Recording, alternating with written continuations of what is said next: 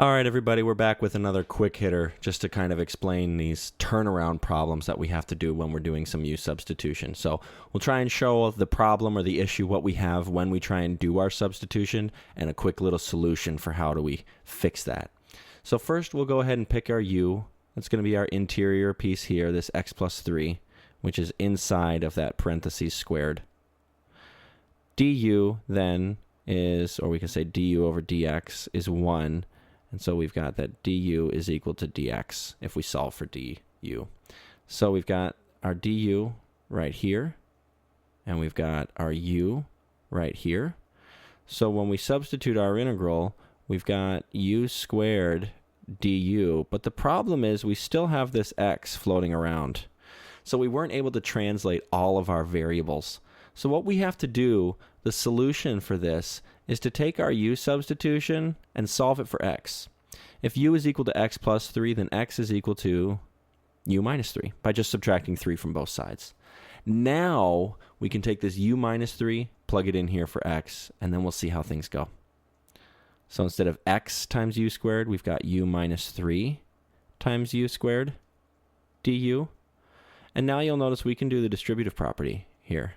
U squared times u is u cubed minus 3u squared du.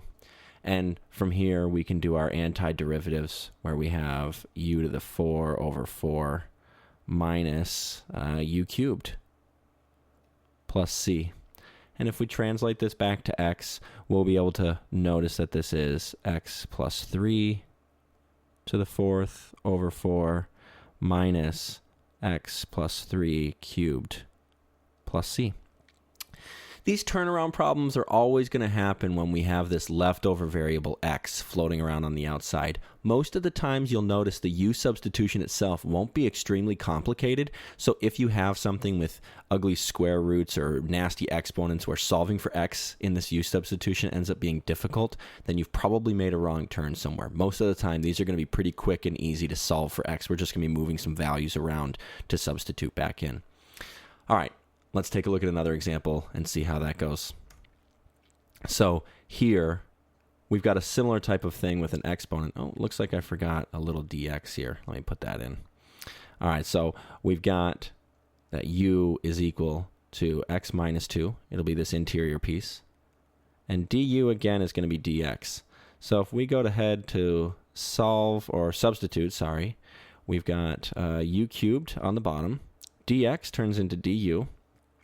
But now we've got x left over on the top.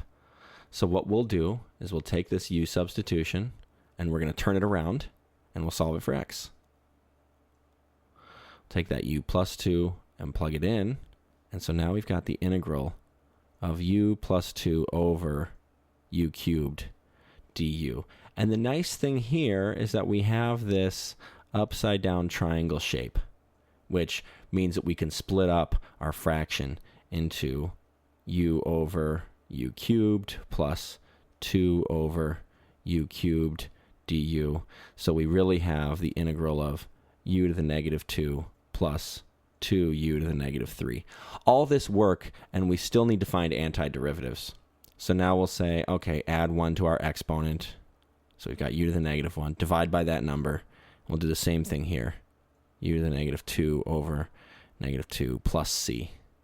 I'm going to simplify and substitute at the same time. These negative exponents are going to end up in my denominator.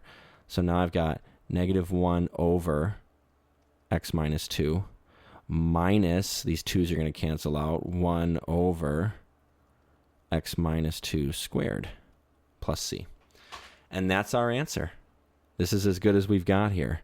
So again, we had this leftover x, we turned our u substitution around, plugged it in, and that gave us this upside down triangle shape to notice, where we can split it up, simplify it, and find antiderivatives pretty easily from there. That's all I've got on this. Let me know if you've got any questions.